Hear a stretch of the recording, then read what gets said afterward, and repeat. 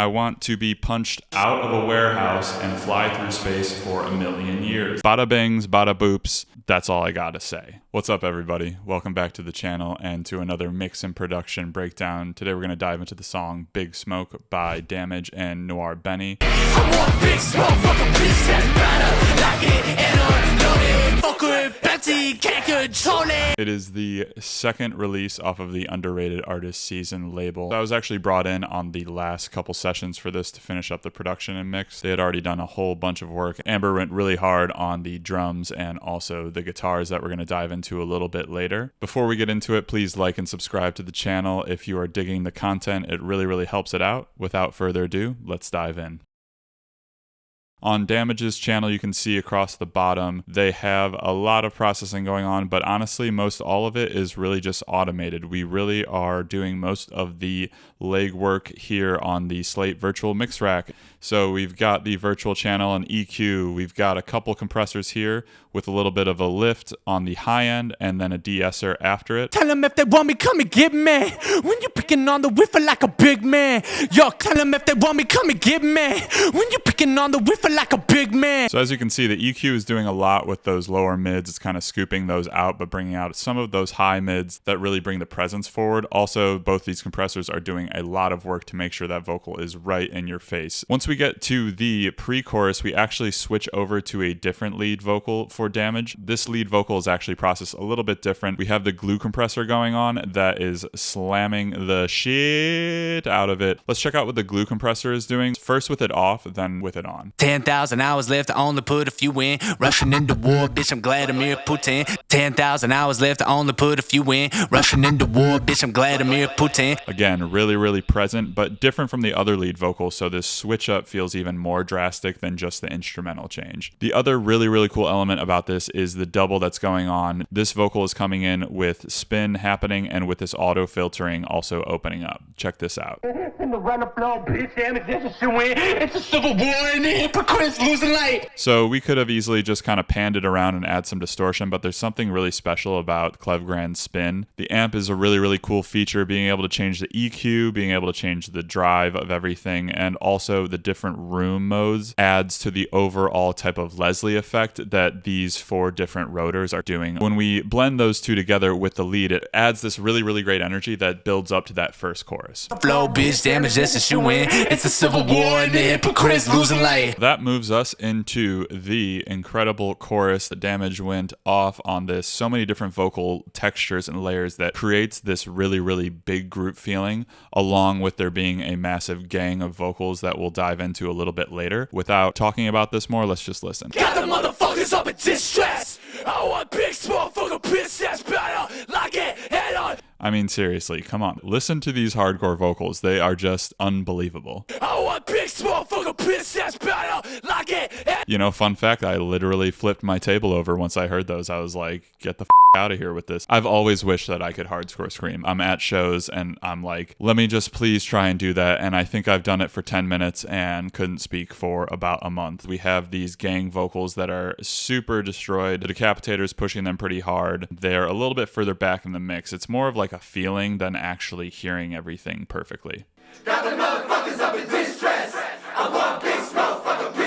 It's amazing that everybody who was a part of this first session got to get their voice on this and like really scream it out and have all of that original energy, because I think in a writing session, you're kind of in that space and you want to grab it as fast as you can before it's gone. So later on in the song, obviously we get Noir Benny to come in and do some incredible verses, just amazing writing overall. We've got the same virtual mix rack going on here with some slightly different settings. I want to play that back so you can hear the original recording, and then you can hear these compressors and the EQ of like what type of energy it's giving. We pull up on them, then it's GG's. I'm over GG number 4. I need a DT40. And we pull up on them, then it's GG's. I'm over GG number 4. I need a DT. The compressors again are doing a ton of work on this. They're making it really present. They're giving it even more energy than it already has. Last thing on the vocals I want to go into is actually the ending, where the vocals are chopped up and meant to feel like a DJ is scratching with them, but it's really just a whole bunch of different pitch transposition. You can hear that soloed.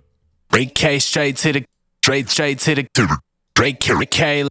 Let it spray, but no let it spray. You got to spend some time just finessing out all of these transition points, but when you do, it does get that same type of effect that you would hear from somebody actually scratching on vinyl. Why don't we dive into the drums, because these drums go off from the very beginning. This was the original loop that Amber sent over to me. We layered in these two different samples. Adds some more punch and also adds a little bit more snap to the high end. And then these snares come through on the presence. There is just such an attack that's added to it that wasn't in the original loop.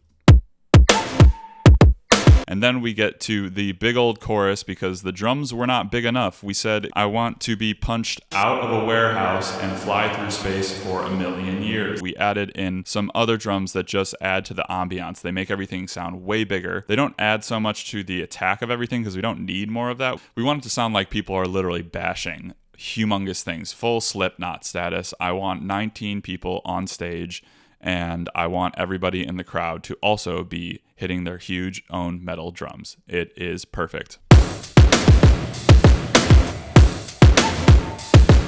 And with that, we also get to look at the drum bus, which is getting knockified. It's obviously what I've been on lately, giving that extra punch in the low mids, saturating it a bit, but definitely clipping it hard, which I think is making the big difference. Then on top of that, we have gold clip. And if you haven't seen this, it's gotten very, very popular among different mixers and producers. This gold button right here just adds overall level without losing headroom. It brings up a lot of this low level information while we're also clipping. I think this clips like 0.7 dB, which isn't a whole ton, just chopping off some of the top of the transients so we don't lose the feeling of that transient, but it gives us a little bit more headroom in the mix. Without knock and gold clip, this is what they sound like.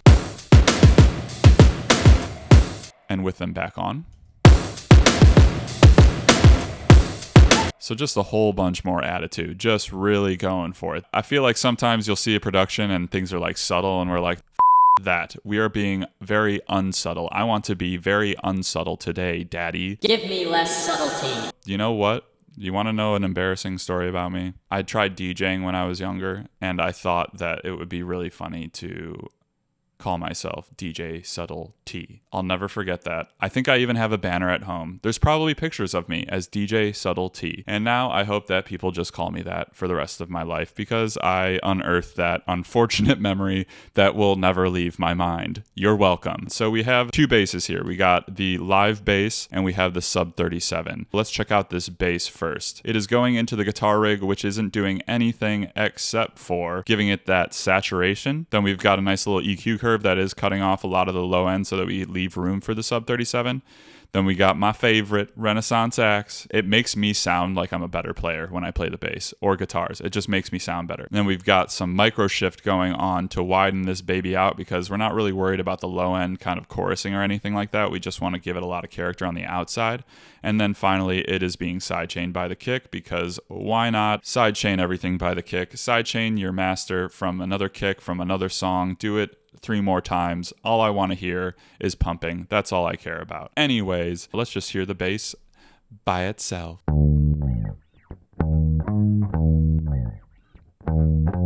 So a pretty standard bass. Honestly, I'm really happy with the way that this Thunderbird bass that I got about a few years ago. I just bought it randomly at a Guitar Center and it sounded great out the box. I've played other versions and they don't sound nearly as good, so I'm like superstitious. I'm not touching a single thing about it. I haven't even gotten set up and I don't want to get it set up. I haven't changed the strings and they leave like nasty grit on my fingers, but I don't care.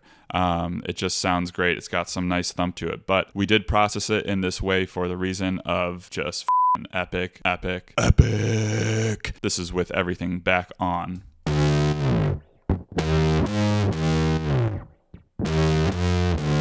We're smashing it. It's being smashed. The Renaissance axe is smashing it, and I love it. And somebody's going to come on here, I hope they do, and they say, you're smashing too much. And to them, I say, you can't do anything wrong in music. Bada bings, bada boops. That's all I got to say. Now we can move on to the guitars, which Amber obviously went hard body biscotti on. She's amazing. She inspires me. I try to act like I can play guitar. Sometimes it works, and most of the time it doesn't. So thank God for Amber. Everybody say thanks, Amber. But we have the wah guitar here, which I think is definitely inspired from the Rage Against the Machine days. Then we have this other main guitar that's kind of heard throughout the entire track to accompany that wah guitar, and this is what it sounds like. With that, we can move on to one of the last guitar moments that is really cool. It's these two heavy guitars. They were originally processed the exact same, but I added guitar rig onto each of them and changed those settings. The original version of it sounded like this. So we wanted to switch up the sound a little bit, and this is what the Ramfire does to it.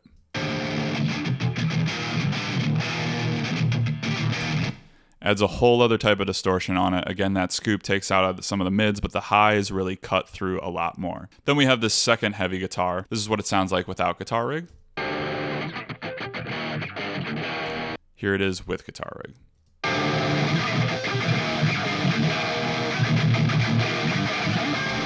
So really noisy, really intense and in your face.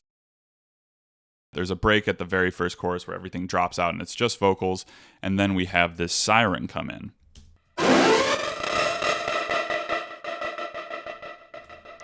The tremolator, it goes from 0 to 100 real quick on the depth. When I play that back, you can see that change super quick. And that's to add to the groove of the drums overall, and it's also being sidechained from the kick. There is a difference in how these two versions of the siren are processed. This one is just all reverb and some delay. We actually introduce this police siren that's been kind of warped to time out to the beat.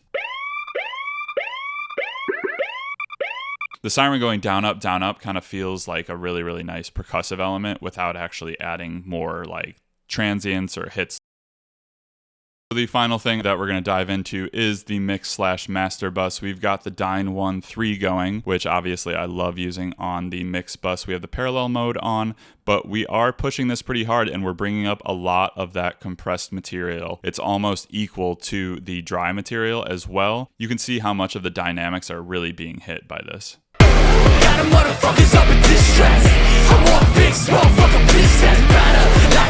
And then we go into the Ozone 10. We've got the equalizer doing that nice little smiley face because, you know, you got to smile for the camera. Then we have the impact, which is pushing up all of the different frequency bands. I think this is doing some really, really nice work on the overall impact, hence the name. Let me turn this off so we can really hear what that's doing.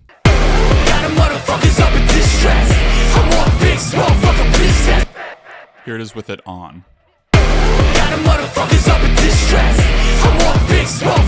It's just such a cool module. It's getting all of the transients from the drums, but it's also getting some of the words from the vocals.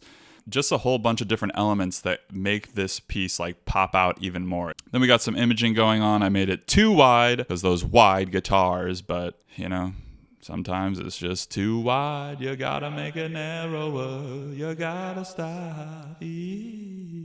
And then we have the God particle, which, you know, is the Jason Joshua particle that I think every producer has used or is using or will use at some point because it honestly does sound really, really great. It is a drag and drop for so many things. On a quick demo or something, if you need that, definitely do it. The multiband and the overall EQ curve, before you even touch this, has a really, really nice mid boost that really helps out a lot of mixes. At least for me, they've helped out a lot of my mixes. We're getting some love from the limiter right now, and let's check that out.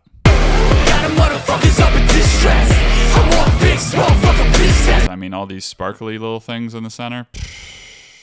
That's worth price to admission, baby. That's worth the price of admission, baby. Hoo-wee. With that being said, that is some of the production and mixing elements that went into the song Big Smoke. Make sure that you check it out everywhere. It is an incredible song. It will get you hyped. It will get you hyped. You will want to run down the street and scream in somebody's face. You'll want to scream at somebody's baby. And that baby will say, I know what you're listening to. And you'll say, you know I know. And I know you know. And the mom or dad or parent or whoever will say, don't talk to my child. What is wrong with you? And with that, I'll see y'all next time.